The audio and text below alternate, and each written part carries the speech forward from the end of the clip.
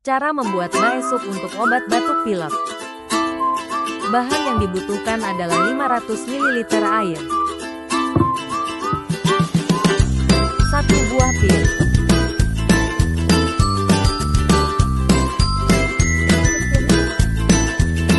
1 ruas jahe, 1 batang kayu manis, 8 buah cengkeh.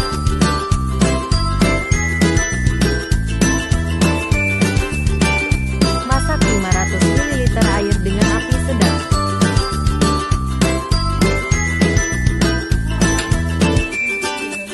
Masukkan jahe geprek dan kayu manis. Tunggu sampai mendidih. Potong buah pir menjadi 8 bagian.